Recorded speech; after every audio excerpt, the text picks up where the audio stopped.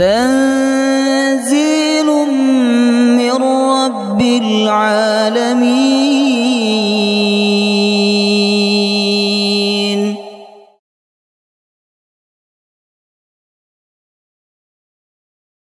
يا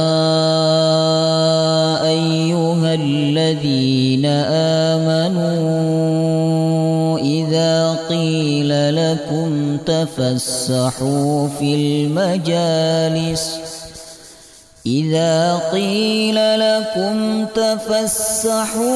المجالس فافسحوا يفسح الله لكم وإذا قيل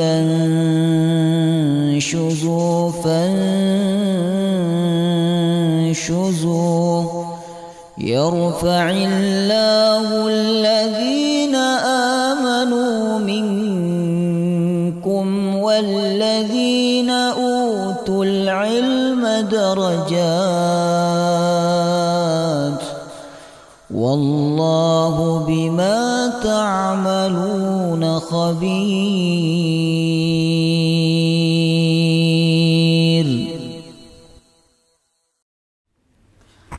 بسم الله الرحمن الرحيم. الحمد لله رب العالمين، نحمده ونستعينه ونستغفره ونعوذ بالله من شرور أنفسنا ومن سيئات أعمالنا، من يهده الله فلا مضل له ومن يضلل فلا هادي له. أشهد أن لا إله إلا الله وحده لا شريك له وأشهد أن محمدا عبده ورسوله لا نبي ولا رسول بعده. اللهم صل وسلم على نبينا محمد وعلى آله وصحبه أجمعين. اللهم إنا نسألك علما نافعا ورزقا طيبا وعملا متقبلا. اللهم اجعلنا وأولادنا وذرياتنا من أهل القرآن، آمين يا رب العالمين. Hadirin hadirat jemaah rahimakumullah, Assalamualaikum warahmatullahi wabarakatuh. Apa kabar semua? Sehat? Sehat semua nggih? Sehat jasmani, rohani insyaallah. Ya, amin ya rabbal alamin. Alhamdulillah, dengan izin Allah Subhanahu wa taala, malam hari ini kita dimudahkan untuk kembali bersua, berkumpul di dalam majelis yang sangat mulia, majelis yang dibanggakan oleh Allah dan para malaikatnya, yaitu majelis Al-Quranul Karim. Tidaklah manusia itu berkumpul di masjid untuk membaca Al-Quran dan memahami Al-Quranul Karim, kecuali Allah akan memberikan 4 kemuliaan. 3 yang dilakukan, 4 yang diberikan. Apa yang dia lakukan? Berkumpul di masjid, membaca Al-Quran. Yang ketiga, memahami Al-Quran. Maka Allah memberikan 4 kemuliaan. Yang pertama, nazalat alaihimus sakinah, Allah turunkan ketenangan. Kemudian wa ghasyyathumur rahmah, Allah guyur dengan rahmat. Wa haffat anhumul malaikah, Allah jaga hidupnya dengan para malaikat-malaikatnya. Kemudian yang keempat, wa dzakarahumullahu fiman indah, Allah banggakan namanya di hadapan para malaikatnya. Dulu ketika Allah menciptakan manusia, malaikat komplain. Tapi ketika manusia itu berkumpul di majelis ilmu, berkumpul di masjid untuk membaca dan memahami Al-Quran, maka manusia itu dibanggakan oleh Allah di hadapan para malaikatnya. Semoga kita semua mendapatkan kemuliaan tersebut. Amin ya rabbal alamin. Alhamdulillah, malam hari ini Allah mudahkan kita untuk kembali melanjutkan kajian tafsir surah Al-Baqarah. Masih ingat terakhir kita sampai ayat berapa? Baik, terakhir kita sampai ayat 142. Sekarang masuk ayat 143. Malam hari ini kita akan mengkaji satu ayat saja karena cukup panjang. Seperti biasa kita baca terlebih dahulu. A'udzu billahi minasy syaithanir rajim. A'udzu billahi minasy syaithanir rajim. Wa kadzalika ja'alnakum ummatan wasatan litakunu syuhada'a 'alan nas.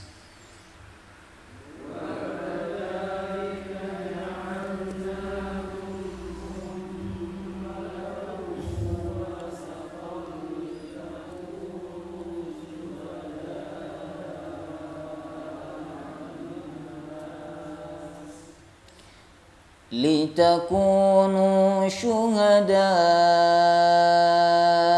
على الناس ويكون الرسول عليكم شهيدا لتكونوا شهداء على الناس ويكون الرسول عليكم شهيدا وما جعلنا القبلة التي كنت عليها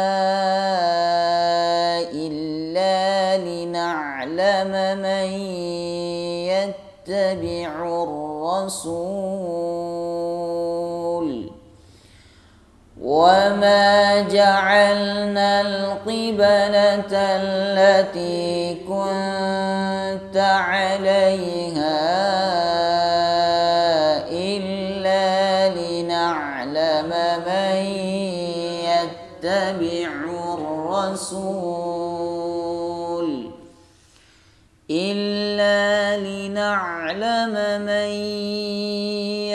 يتبع الرسول ممن ينقلب على عقبيه إلا لنعلم من يتبع الرسول ممن ينقلب على عقبيه وإن كانت لكبيرة إلا على الذين هدى الله وإن كانت لكبيرة إلا على الذين هدى الله. Yang tebal di ayat ini yang pertama huruf ra, lakabiratan, ra bukan ra, lakabiratan kurang tepat, bunyinya tebal, lakabiratan, ra. Kemudian yang kedua lafaz Allah, Allah. Ya. Ulangi lagi sama-sama. وَإِن كَانَتْ لَكَبِيرَةً إِلَّا عَلَى الَّذِينَ هَدَى اللَّهُ وَمَا كَانَ اللَّهُ لِيُضِيعَ إِيمَانَكُمْ وَمَا كَانَ اللَّهُ لِيُضِيعَ إِيمَانَكُمْ.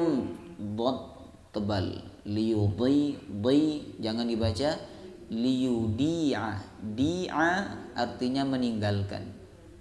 Ya, kalau dhi'a artinya mensia-siakan. وما كان الله ليضيع إيمانكم وما كان الله ليضيع إيمانكم إن الله بالناس لرؤوف رحيم إن الله بالناس لرؤوف رحيم. Ayat ini masih ada kaitannya dengan ayat sebelumnya, karena ayat ini diawali oleh Allah dengan waw atof, waw sambung yang menyambungkan pemahaman ayat ini dengan ayat sebelumnya. Ayat sebelumnya berbicara mengenai komentar Yahudi yang mempersoalkan perpindahan kiblat dari Baitul Maqdis ke Ka'bah. Mereka persoalkan. Karena mereka mempersoalkan ketetapan Allah, maka mereka dikatakan oleh Allah sebagai sufaha, orang yang bodoh. Jadi siapapun yang mempersoalkan ketetapan Allah, ya, maka dia tergolong sebagai sufaha. Siapa yang mempersoalkan dan siapa yang dipersoalkan? Yang mempersoalkan seorang hamba. Pantaskah seorang hamba mempersoalkan ketetapan Tuhannya, Allah Subhanahu wa ta'ala? Jadi segala sesuatu yang terjadi dalam hidup ini itu semua tidak lepas dari ketetapan Allah. Nah, termasuk tragedi yang terjadi di Kanjuruhan kemarin itu. Saya dapat 2 hari di Kalimantan dapat kabar ada tragedi tersebut. Itu tidak luput dari ketetapan Allah Subhanahu wa ta'ala. 50.000 tahun sebelum Allah menciptakan langit dan bumi sudah tercatat bahwa di Kanjuruhan akan ada peristiwa tersebut. Ya. Apabila kita mempersoalkan ketetapan Allah dan menyalahkan ketetapan Allah, berarti kita tergolong sebagai sufaha, orang-orang yang bodoh. Kemudian di ayat 143 Allah Subhanahu wa ta'ala menyebutkan keutamaan umat Nabi Muhammad. Karena mereka mengikuti perpindahan kiblat, tidak seperti Yahudi Nasrani yang mempersoalkannya. Umat Nabi Muhammad, umat Islam, mereka mengikuti perpindahan kiblat. Ketika kiblat ke Baitul Maqdis diikuti, pindah ke Ka'bah juga diikuti. Mereka sami'na wa ata'na. Maka Allah Subhanahu wa ta'ala di ayat 143 menyebutkan keutamaan umat Nabi Muhammad sallallahu alaihi wasallam. Allah berfirman, "Wa kadzalika ja'alnakum ummatan wasata." Demikian itulah kami jadikan kalian yang dimaksud adalah umat Nabi Muhammad, pengikut Nabi Muhammad. Allah menjadikan umat Islam ummatan wasata, umat pertengahan. Ummatan wasata, umat pertengahan. Kalau bahasa kerennya moderat. Pernah enggak dengar istilah moderat ini? Ya. Islam itu agama yang moderat. Nah, hati-hati. Ada sebagian orang keliru memahami ummatan wasata. Bagi kelompok yang keliru, mereka memahami bahwa umat yang moderat itu adalah tidak menyalahkan orang yang bersalah dan tidak membenarkan orang yang benar. Jadi diam saja. Sholat berjamaah, baca Al-Quran, tidak peduli terhadap urusan orang lain. Nah, sebagian orang menganggap bahwa itu adalah umat yang moderat. Keliru, ya. Apa yang dimaksud dengan ummatan wasata? Umat pertengahan. Jadi kita dikatakan oleh Allah sebagai umat pertengahan. Ini ada beberapa penafsiran dari ulama. Paling tidak ada 4 penafsiran, ya. Yang pertama, yang dimaksud umat pertengahan adalah pertengahan antara Yahudi dan Nasrani. Ya. Ini bisa kita pahami dari surah Al-Fatihah. Di surah Al-Fatihah kita minta kepada Allah agar ditunjukkan jalan yang lurus. Apa itu jalan yang lurus? Jalan orang-orang yang diberikan nikmat oleh Allah, bukan jalannya orang yang dimurkai dan jalannya orang yang sesat. Ya. Siapa yang dimurkai? Yahudi. Siapa yang sesat? Nasrani. Di tengah itulah jalan yang lurus. Maka ummatan wasata menurut pendapat yang pertama adalah pertengahan antara Yahudi dan Nasrani. Nah, Yahudi itu disebutkan dalam kitab tafsir, mereka punya sikap taksir, sedangkan Nasrani punya sifat tafrito. Taksir yang dilakukan oleh orang Yahudi, tafrit yang dilakukan oleh orang Nasrani. Islam berada di tengah. Nah, sehingga umat Islam dikatakan ummatan wasata. Apa yang dimaksud dengan taksir? Ya, Yahudi itu taksir dalam agama. Dia meremehkan agama Allah Subhanahu wa taala. Sehingga yang terjadi apa? Mereka merubah kitab Allah. Kemudian mereka meremehkan Nabi Allah. Bahkan ada di antara mereka yang membunuh Nabi Allah. Seperti Nabi Zakaria dibunuh oleh mereka. Ya, Nabi Yahya dibunuh oleh mereka. Jadi Yahudi itu dalam urusan agama mereka bersifat apa? Taksir, meremehkan. Sedangkan Nasrani dalam urusan agama mereka bersifat tafrito, kebalikan daripada Yahudi. Tafrito, berlebih-lebihan. Ya. Sehingga mereka menuhankan Nabi Allah, yaitu Nabi Isa alaihissalam. Bagi mereka ada Tuhan selain Allah, selain Allah. Nasrani itu kan tidak belajar tajwid. Allah dibilangnya Allah, itu tidak belajar tajwid. Nah, coba diajari tajwid, maka mereka akan mengucapkan Allah itu dengan Allah, tabkhim, tebal. Ya. Bagi mereka ada Tuhan selain Allah, yaitu Tuhan Yesus. Nah, ini sikap tafrid, berlebih-lebihan dalam beragama. Mengagungkan Nabi boleh dan harus diagungkan Nabi dan Rasul itu, tapi tidak boleh tafrid, tidak boleh berlebih-lebihan sampai menganggap Nabi Allah itu sebagai Tuhan. Nah, Yahudi bersifat meremehkan, sedangkan Nasrani bersifat berlebih-lebihan. Nah, maka umat Islam ada di pertengahan, tidak meremehkan, tidak juga berlebih-lebihan. Maka karena umat Islam berada di tengah, Allah Subhanahu wa taala menyebut umat Islam sebagai ummatan wasata, umat pertengahan. Ya, pertengahan antara apa? Antara Yahudi dan Nasrani. Kemudian pendapat yang kedua yang dimaksud dengan ummatan wasata, umat pertengahan adalah pertengahan dalam arti seimbang. Yaitu umat yang seimbang antara urusan dunia dan urusan akhirat. Jadi kita umat Islam ini umat yang seimbang. Kalau Yahudi lebih cenderung kepada urusan dunia, sehingga banyak ayat-ayat Allah yang dijual oleh mereka untuk mendapatkan keuntungan dunia. Sedangkan Nasrani itu lebih dominan kepada perkara-perkara akhirat. Ya. Sehingga ada di antara mereka yang mengikuti jejak Nabi Isa. Apa? Tidak makan, tidak menikah dan lain sebagainya. Itu kata mereka. Nah, sedangkan umat Islam ini umat pertengahan. Artinya apa? Seimbang antara urusan dunia dan urusan akhirat.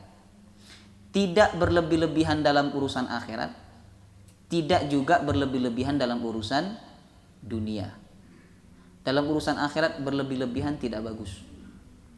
Ada sahabat datang kepada Rasulullah, "Ya Rasulullah, saya ini kalau malam selalu bangun dan selalu sholat malam. Nah, selalu mengisi malam dengan ibadah kepada Allah. Kalau siang saya isi dengan puasa. Dan saya tidak mau menikah ya Rasulullah, supaya saya fokus ibadah kepada Allah." Apa kata Nabi? Tidak boleh seperti itu. Tidak ada manusia yang lebih takut kepada Allah dibandingkan saya. Saya ketika waktu malam tidur dan bangun. Ketika waktu siang kadang puasa, kadang tidak puasa. Saya menikah. Saya punya istri, saya punya anak, kata Nabi. Artinya apa? Tafrid, berlebih-lebihan dalam urusan agama itu perkara yang tidak baik. Walaupun kelihatannya seperti orang soleh, orang yang taat kepada Allah, tapi kalau tafrid, berlebih-lebihan, tidak bagus. Nah, Nabi pernah menegur sahabat ketika ngantuk sangat berat, dia memaksakan diri untuk sholat malam. Kata Nabi, kamu tidur terlebih dahulu. Karena kalau kamu paksakan sholat malam, khawatir yang dibaca kamu bukan bacaan sholat. Khawatir kamu minta kepada Allah tidak sesuai yang kamu inginkan. Nah, maka tafrid dalam urusan akhirat tidak diperbolehkan, apalagi dalam urusan dunia. Berlebih-lebihan dalam urusan akhirat tidak boleh, berlebih-lebihan dalam urusan dunia juga tidak boleh. Ya. Maka kita umat Islam itu adalah ummatan wasata, umat pertengahan, seimbang antara urusan dunia dan urusan akhirat. Tidak hanya urusan akhirat lalu meninggalkan dunia, tidak hanya urusan dunia lalu meninggalkan akhirat. Itu pendapat yang kedua. Maka ada ulama yang berkata begini, khairul umur awsatuha. Sebaik-baiknya perkara itu awsatuha, pertengahan, yang sedang-sedang. Makan kalau berlebih-lebihan baik tidak? Tidak baik. Kalau sedikit sekali makan baik tidak? Tidak baik, itu bukan makan, namanya mencicipi makanan. Ya. Yang baik itu awsatuha, pertengahan, sedang-sedang. Ya. Nabi itu kalau makan tidak berlebih-lebihan. Nabi akan berhenti sebelum kenyang. Subhanallah, Nabi SAW. Nabi itu kalau makan berhentinya sebelum kenyang. Kalau kita berhentinya sebelum apa? Sebelum habis, ya. Baik. Kenapa Nabi itu sedikit makan? Ya, makan bagi beliau hanya mengganjal rasa lapar. Jadi kalau beliau makan rasa lapar sudah terasa hilang, udah beliau akan menyelesaikan makannya. Kenapa Nabi itu sedikit makan? Karena yang dimakan oleh Nabi itu al-qadid, daging kering. Makanannya tidak enak. Makanya panjenengan kalau pengen diet, menunya harus yang tidak enak, ya. Kemudian yang kedua, posisi makan Nabi itu, posisi makannya tidak nyaman. Jadi posisi makannya beliau melipat kaki kiri dan mengangkat kaki yang kanan, begini. Jadi posisinya amat sangat tidak nyaman. Sehingga posisi tidak nyaman itu membuat beliau sedikit makan. Nah, kalau kita kan enggak, cari posisi yang ternyaman supaya makannya tambah nikmat. Jadi segala sesuatu yang berlebih-lebihan itu tidak baik, termasuk urusan akhirat. Sehingga Nabi mengatakan dalam sebuah hadisnya, halakal mutanatti'un.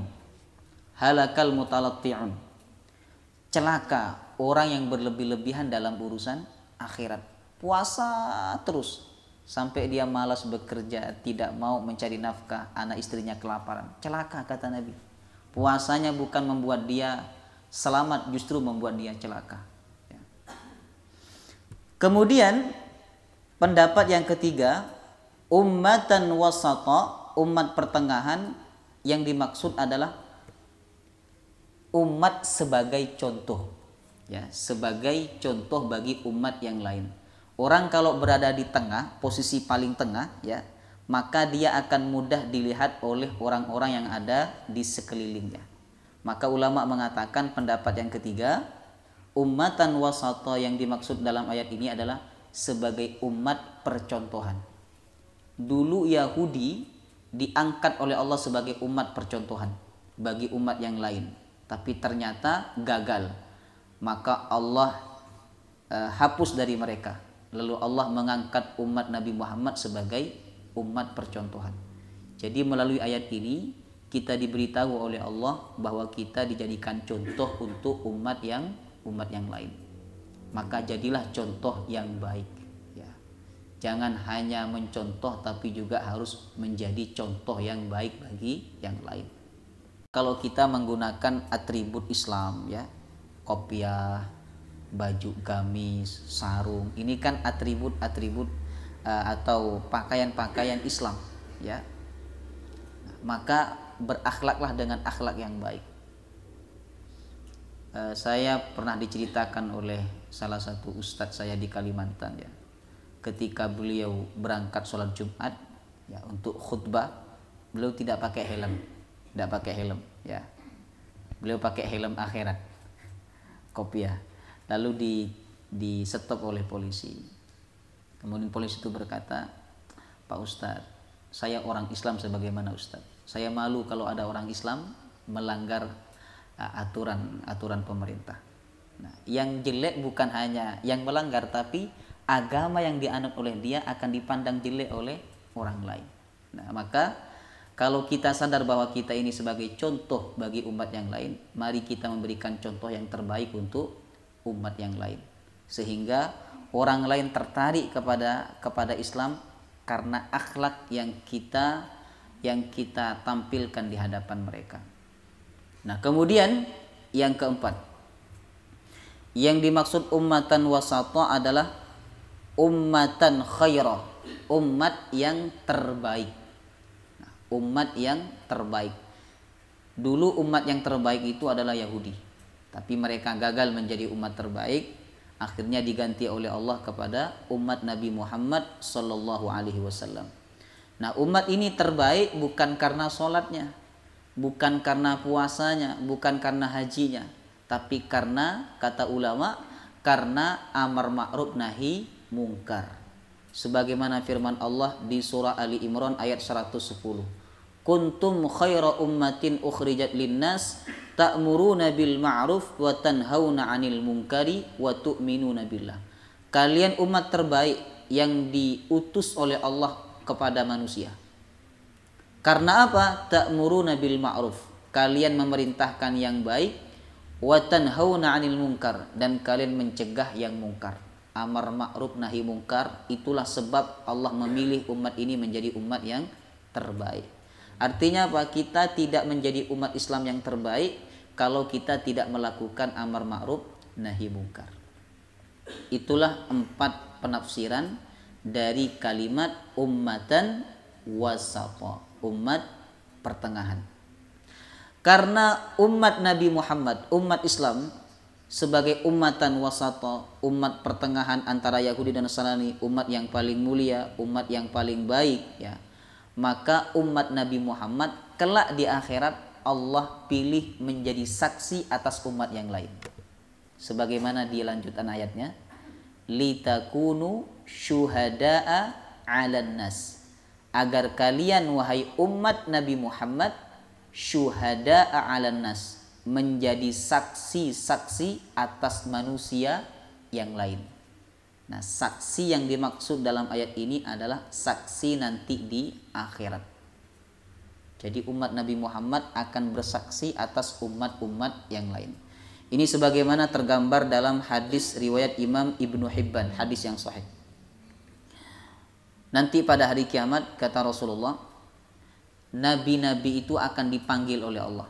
Termasuk yang diceritakan oleh Nabi adalah Nabi Nuh alaihissalam. Yud'a Nuhun yaumal qiyamah. Pada hari kiamat Nabi Nuh akan dipanggil. Lalu Nabi Nuh berkata, labbaika wa sa'daika ya Rabb. Labbaika, aku penuhi panggilanmu dengan senang hati. Lalu Allah subhanahu wa ta'ala bertanya kepada Nabi Nuh, hal ballaghta, wahai Nuh, apakah engkau sudah menyampaikan risalah kepada umatmu? Nabi Nuh menjawab, na'am ya Rabb. Iya wahai Tuhanku, aku sudah menyampaikan risalah kepada umatku. Kemudian Allah bertanya kepada umatnya, wahai umat Nabi Nuh, hal ballaghakum, apakah Nuh sudah menyampaikan risalah kepada kalian? Ternyata umatnya menjawab, ma'atana min nadhir, tidak ada seorang pun yang datang kepada kami memberikan peringatan. Akhirnya Allah Subhanahu wa taala bertanya kembali kepada Nabi Nuh, "Wahai Nuh, siapa yang menjadi saksi atas kamu bahwa kamu telah menyampaikan risalah kepada umatmu?" Nabi Nuh saat itu menjawab, "Muhammad wa ummatuhu." Muhammad dan umatnya. Akhirnya umat Nabi Muhammad SAW bersaksi bahwa Nabi Nuh telah menyampaikan risalahnya kepada kaumnya.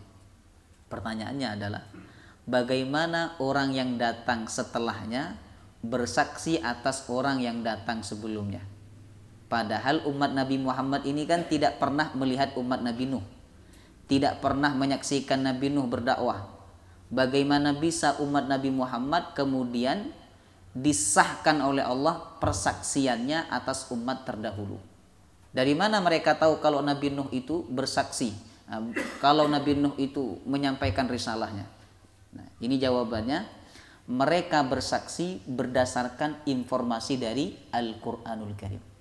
Nah, dalam Al-Quran Allah menginformasikan bahwa Nabi Nuh sudah menyampaikan risalahnya kepada kaumnya. Maka nanti umat Nabi Muhammad akan bersaksi sesuai informasi yang disebutkan oleh Allah dalam Al-Quranul Karim. Ya. Jadi umat Nabi Muhammad umat yang istimewa karena Allah angkat mereka kelak pada hari kiamat menjadi saksi atas umat-umat yang lain. Kalau kita berbicara saksi pada hari kiamat, nah saksi itu ada 5 macam pada hari kiamat nanti. Yang bersaksi atas manusia ada 5. Yang pertama, para malaikat. Ini dalilnya ada di surah Qaf ayat 21. Jadi malaikat yang bersama kita saat ini, malaikat pencatat amal, malaikat yang mengawasi kita di depan kita dan di belakang kita, itu juga akan menjadi saksi kelak pada hari kiamat. Kemudian yang kedua, yang menjadi saksi adalah Rasul. Setiap Rasul akan menjadi saksi atas umatnya masing-masing. Ini dalilnya ada di surah An-Nahl ayat 84. Kemudian yang ketiga, umat Nabi Muhammad SAW, sebagaimana dalil di ayat ini. Kemudian yang keempat, yang akan diminta oleh Allah untuk bersaksi atas manusia adalah bumi yang kita injak. Ini akan bersaksi di hadapan Allah Subhanahu wa taala. Dalilnya ada di surah Al-Zalzalah. Yauma idzin tuhadditsu akhbaraha. Pada hari itu bumi memberitakan apa saja yang terjadi di atasnya. Ya Allah, si fulan bin fulan telah melakukan perbuatan ini dan ini pada hari ini, pada jam ini, dan perbuatannya ini. Itu akan dipersaksikan oleh bumi kelak pada hari kiamat. Nah, makanya ketika kita sholat, nah sholat sunnah itu sunnahnya pindah-pindah tempat. Nah, sunnah. Jadi kalau panjenengan sholat wajib di tempat ini, kemudian setelah itu ingin melaksanakan sholat sunnah, usahakan tempatnya berbeda, ya. Mungkin bergeser sedikit 1 atau 2 meter, ya, supaya banyak bagian bumi ini yang bersaksi atas amal soleh kita. Sebaliknya orang yang banyak melakukan perbuatan maksiat, di bumi bagian ini dia bermaksiat, di bumi bagian yang lain dia bermaksiat, maka akan banyak tanah yang bersaksi kepada Allah bahwa si fulan bin fulan telah melakukan perbuatan maksiat kepada Allah Subhanahu wa taala. Kemudian yang kelima yang diminta oleh Allah untuk bersaksi adalah al-a'dha, anggota badan, ya. Mata akan bersaksi, tangan akan bersaksi, kulit akan bersaksi, kaki akan bersaksi. Ini dalilnya ada di surah Yasin. Al-yawma nakhtimu ala afwahihim wa tukallimuna aydihim wa tashhadu arjuluhum bima kanu yaksibun. Pada hari itu kami kunci mulut mereka, lalu kami buat tangan dan kaki bisa berbicara, bersaksi atas perbuatan yang mereka lakukan. Itulah 5 macam yang diminta oleh Allah untuk bersaksi pada hari kiamat, ya. Kemudian Allah melanjutkan firman-Nya, wa yakunar rasulu 'alaikum syahida. Dan Rasul akan menjadi saksi atas kalian kelak pada hari kiamat. Kalau umat Nabi Muhammad menjadi saksi atas umat yang lain, maka Nabi Muhammad sendiri akan menjadi saksi atas umatnya sendiri. Ya. Nabi Muhammad akan menjadi saksi atas kita. Inilah tugas Nabi yang paling berat di antara tugas-tugas yang lain. Dakwah berat, tapi ada yang lebih berat daripada dakwah, yaitu menjadi saksi atas umatnya kelak pada hari kiamat. Nabi SAW kelak pada hari kiamat akan dipanggil oleh Allah. Lalu akan ditanya oleh Allah, wahai Muhammad, apakah umatmu ini beriman? Nabi bersaksi, iya ya Allah, beriman, masuk surga. Kalau ada umatnya yang tidak beriman kepada Allah, dan Allah minta Nabi Muhammad bersaksi atas kekufurannya, inilah yang berat untuk disaksikan oleh Rasulullah SAW. Sampai Nabi tidak sampai hati untuk menyaksikan umatnya yang tidak beriman lalu diseret oleh malaikat ke dalam neraka. Sehingga Nabi ketika dibacakan ayat surah An-Nisa, ya, ayat 40, Nabi menangis. Nah, dikatakan dalam hadis Al-Bukhari bahwa suatu ketika Nabi memanggil sahabat yang sangat indah suaranya dan sangat bagus bacaannya, yaitu Abdullah bin Mas'ud. Nabi berkata, "Iqra' alayyal Qur'an." Wahai Ibnu Mas'ud, bacakan kepadaku Al-Qur'an. Abdullah bin Mas'ud berkata, "Ya Rasulullah, bukankah Al-Qur'an diturunkan kepadamu? Kenapa engkau ingin mendengarkan bacaan dari yang lain?" Kata Nabi, "Bacakan saja." Karena mendengarkan bacaan orang lain itu lebih kuat untuk khusyuk dan lebih mudah untuk tadabbur. Nah, karena dia hanya fokus mendengarkan. Maka Abdullah bin Mas'ud membaca surah An-Nisa, membacakan surah An-Nisa, dibaca dari ayat 1 sampai ayat 40, yaitu ayat fa kaifa idza ji'na min kulli ummatin bisyahidin wajibna bika ala haula'i syahida. Bagaimana apabila kami datangkan setiap rasul itu menjadi saksi atas umatnya, dan engkau wahai Muhammad akan menjadi saksi atas umatmu. Ketika Abdullah bin Mas'ud membaca ayat ini, tiba-tiba Nabi mengatakan, hasbuk, sudah cukup, kata Nabi, cukup, sambil meneteskan air mata. Nah, karena Nabi tidak kuat menyaksikan umatnya yang tidak beriman kepada Allah masuk neraka. Baik. Maka yang menjadi saksi kelak pada hari kiamat diantaranya adalah Nabi Muhammad SAW. Itu rahmat yang Allah turunkan dalam hati Nabi Muhammad. Ya, beliau tidak tega melihat umatnya masuk neraka. Ya. Kemudian Allah berfirman, وَمَا جَعَلْنَا الْقِبْلَةَ الَّتِي كُنْتَ عَلَيْهَا إِلَّا لِنَعْلَمَ مَنْ يَتَّبِعُ الرَّسُولَ مِمَّنْ يَنْقَلِبُ عَلَى عَقِبَيْهِ. Dan kami tidaklah menjadikan kiblat yang kalian dulu menghadap kepadanya illa lina'lama may yattabi'ur rasula mimman yanqalibu ala aqibai, kecuali kami ingin mengetahui siapa yang mengikuti Rasul dan siapa yang berpaling dari Rasul. Ternyata perpindahan kiblat dari Baitul Maqdis ke Ka'bah itu sebagai bentuk ujian dari Allah. Ujian itu tidak hanya musibah, tidak hanya penyakit, tidak hanya kesulitan ekonomi, termasuk juga ujian segala sesuatu yang ditetapkan oleh Allah perintah dalam kehidupan kita. Salat, puasa, zakat, haji, itu ujian dari Allah Subhanahu wa taala. Perpindahan kiblat dari Baitul Maqdis ke Ka'bah ini termasuk ujian. Allah ingin menguji siapa yang mengikuti Rasul dan siapa yang berpaling dari Rasul. Ya. Yang mengikuti Rasul itulah ummatan wasata. Yang berpaling dari Rasul itulah as-sufaha. Mereka orang-orang yang bodoh. Wa in kanat lakabiratan illa 'alal ladzina hadallah.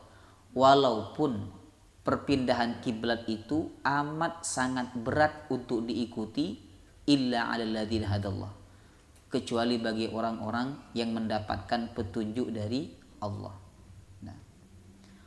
orang tidak akan bisa mengikuti dengan ringan perintah Allah kecuali dapat hidayah dari Allah.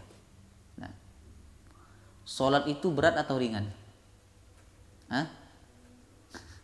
Halo. Berat atau ringan sholat? Hah? Kalau mengatakan berat berarti belum dapat hidayah. Karena ayatnya ini wa in kanat lakabiratan illa 'alal ladzina hadallah. Berat kecuali bagi orang yang dapat hidayahnya Allah Subhanahu wa taala. Lebih berat mana sholat dengan naik gunung? Hah? Kalau kita berbicara fisik lebih berat naik gunung. Tapi kenapa ada orang yang bisa naik gunung tapi tidak sholat? Berat untuk melaksanakan sholat. Ya, naik gunung butuh waktu 1 sampai 2 jam. Ya. Sholat 5 sampai 10 menit selesai. Nah, ini bukan masalah kekuatan fisik ya. Ini masalah hidayah Allah Subhanahu wa taala. Kita kalau tidak dapat hidayah Allah, berat untuk datang ke pengajian. Berat untuk sholat, berat untuk bersedekah, berat untuk bangun malam. Makanya di surah Al-Fatihah yang kita minta hidayah. Ihdinas siratal mustaqim. Ya Allah, beri kami hidayah di jalan yang lurus. Nah, jadi tanpa hidayah Allah kita akan berat untuk melakukan amal soleh dan mengikuti semua ketetapan Allah. Kalau kita dapat musibah, dapat takdir yang tidak menyenangkan hati, itu akan berat dan akan membuat kita terpukul kecuali kita mendapatkan hidayah dari Allah Subhanahu wa taala. Maka salah satu doa yang diajarkan oleh Nabi adalah selepas sholat kita minta pertolongan kepada Allah agar kita dimudahkan untuk bersyukur, berzikir dan beribadah yang terbaik. Kemudian Allah berfirman, "Wa ma kana Allahu liyudhi'a imanakum." Allah tidak akan mensia-siakan iman kalian. Kalau diterjemahan apa artinya? Allah tidak akan mensia-siakan solat kalian. Nah, iman yang dimaksud dalam ayat ini adalah solat. Jadi orang-orang Yahudi saat itu mengejek. Kata orang Yahudi, berarti solat kalian ketika menghadap Baitul Maqdis itu sia-sia. Karena kiblatnya ternyata bukan ke Baitul Maqdis tapi ke Ka'bah.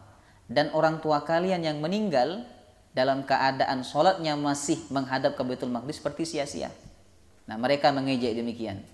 Lalu Allah menurunkan ayat ini, wa ma kana Allahu liyudhi'a imanakum.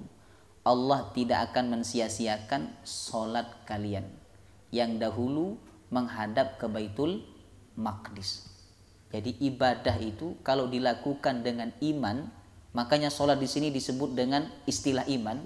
Ya, solat yang dilakukan dengan iman, segala macam ibadah yang dilakukan dengan pendekatan iman tidak akan disia-siakan oleh Allah Subhanahu wa taala.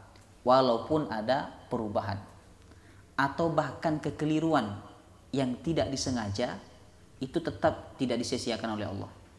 Misalnya panjenengan berijtihad ya. Arah kiblat, panjenengan tidak tahu di mana arah kiblat, lalu panjenengan berijtihad. Ternyata ijtihadnya panjenengan keliru.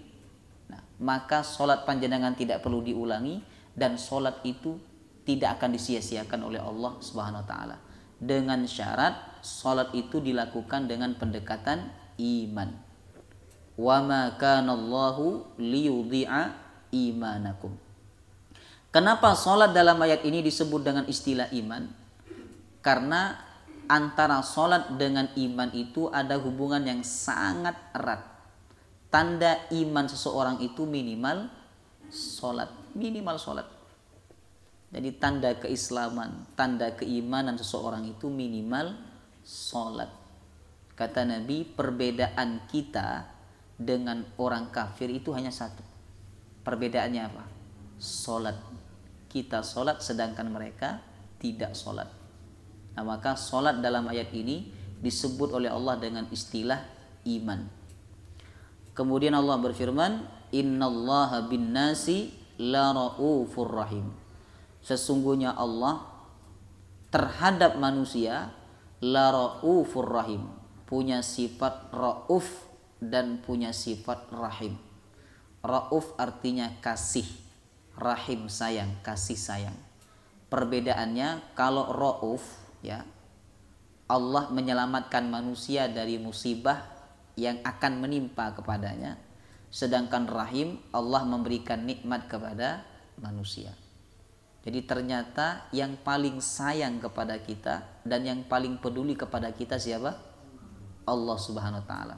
Bahkan Nabi mengatakan Allah itu lebih sayang kepada hambanya dibandingkan sayangnya seorang ibu kepada anaknya. Jadi segala sesuatu yang terjadi dalam hidup ini, yakinlah bahwa itu tanda sayangnya Allah SWT. Karena Allah sangat sayang kepada orang beriman. Allah berfirman, wa kana bil mu'minina rahima. Allah itu amat sangat sayang bil mu'minin, kepada orang-orang beriman. Jadi apa yang terjadi dalam hidup ini, baik yang menyenangkan hati kita maupun yang tidak menyenangkan hati kita, kita harus yakin bahwa itu tanda rahimnya Allah, tanda raufnya Allah Subhanahu wa taala kepada kita semua. Wallahu taala alam bissawab. Ada pertanyaan? Silakan Bapak Ibu.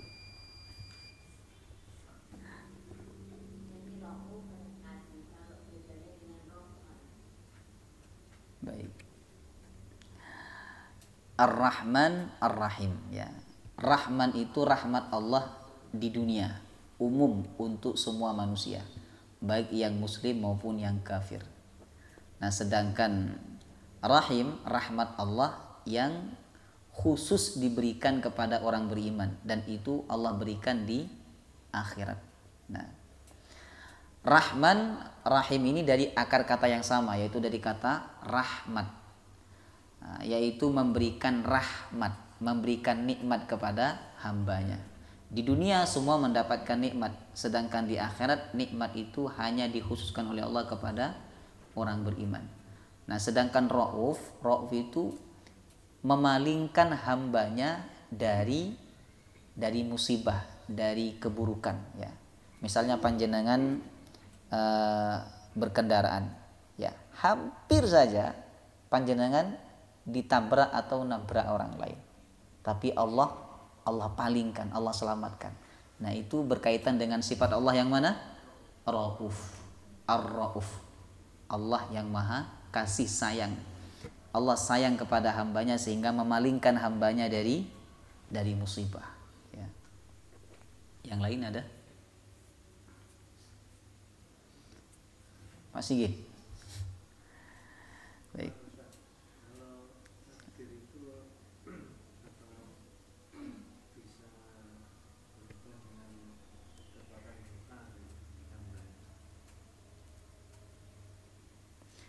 Bisakah takdir Allah itu berubah dengan doa? Bisa, sebagaimana hadis Nabi, la yuwayyirul qada wal qadar illa doa. Tidak ada yang bisa merubah qada dan qadarnya Allah kecuali doa. Ustadz, kan Allah sudah menetapkan, masa ia bisa berubah? Nah, Allah yang maha menetapkan, Allah juga yang maha mencabut ketetapannya. Sebagaimana firman Allah, yamhullahu ma yasha'u wa yuthbit. Allah yang berkuasa menghapus, Allah juga yang berkuasa menetapkan. Nah, jadi takdir itu bisa berubah ya dengan kehendak Allah Subhanahu wa taala melalui doa. Nah, wallahu taala alam. Kita tutup dengan membacaan doa kafaratul majlis. Subhanakallahumma wa bihamdika asyhadu an la ilaha illa anta astaghfiruka wa atubu ilaik. Assalamualaikum warahmatullahi wabarakatuh.